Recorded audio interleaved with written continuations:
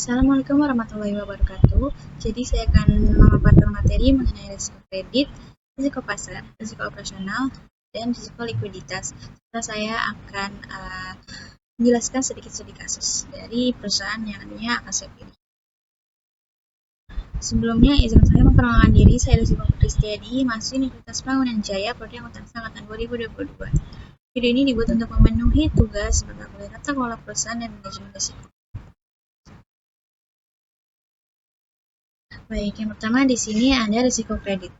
Risiko kredit merupakan kemungkinan terjadinya kerugian akibat kegagalan pihak peminjam atau debitur untuk memenuhi kewajiban membayar pinjaman, baik pokok maupun bunga, sesuai dengan perjanjian.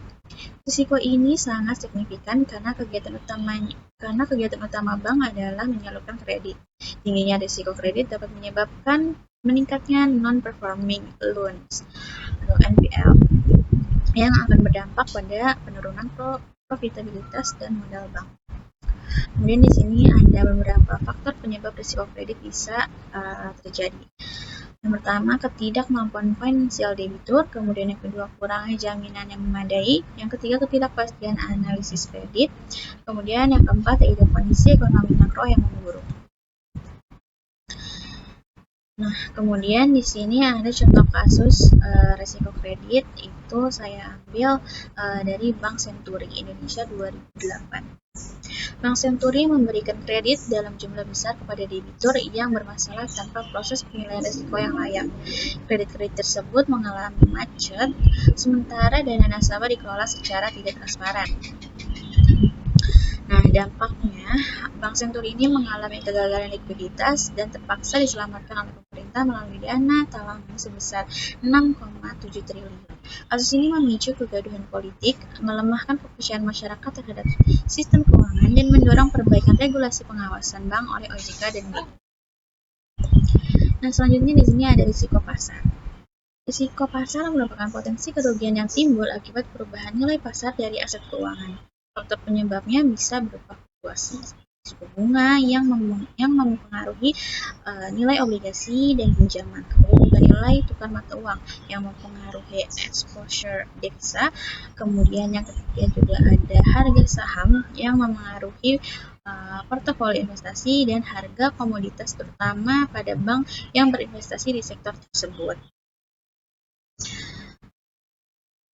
Bank yang aktif di pasar modal, valuta asing, dan instrumen derivatif sangat rentan terhadap jenis risiko ini, terutama jika mereka tidak memiliki strategi lindung nilai atau hedging yang efektif. Oke, kemudian contoh kasusnya saya ambil dari kasus Lehman Brothers di Amerika Serikat 2008. Lehman ini sangat ekspos terhadap produk derivatif berbasis subprime mortgage. Ketika pasar perumahan Amerika Serikat anjlok dan harga sekuritas tersebut jatuh drastis, bank tidak mampu menutup kerugiannya dan mengalami kebangkrutan.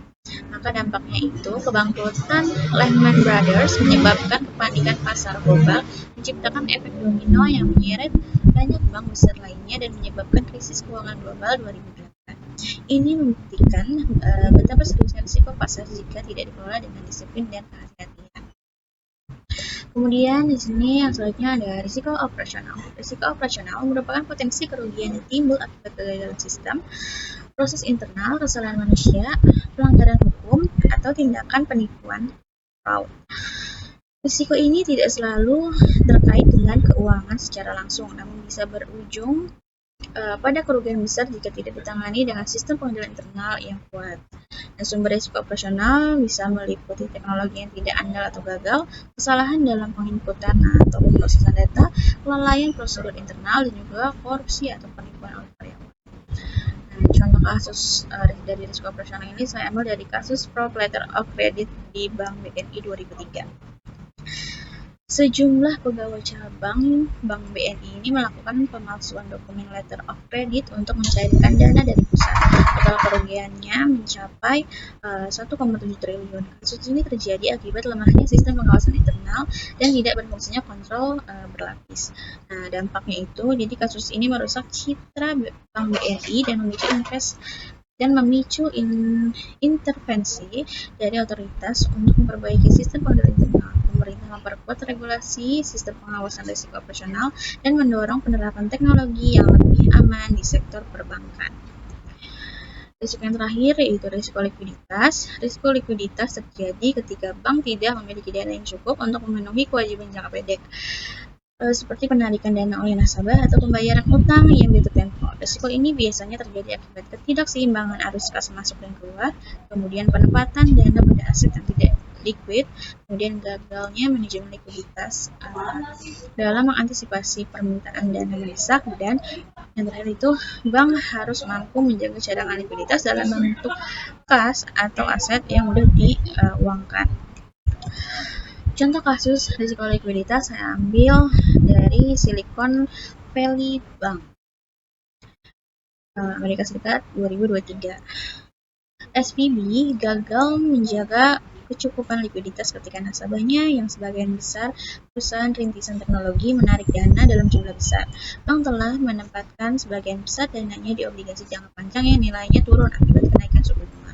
Nah, dampaknya ini SVB ini kolaps hanya dalam waktu 48 jam setelah terjadinya penarikan massal. Ini memicu kegelisahan di kalangan investor dan sektor perbankan teknologi di Amerika Serikat, sehingga pemerintah federal harus turun tangan untuk menjamin simpanan nasabah. Kasus ini memperlihatkan betapa pentingnya pengelolaan aset dan liabilitas di institusi keuangan.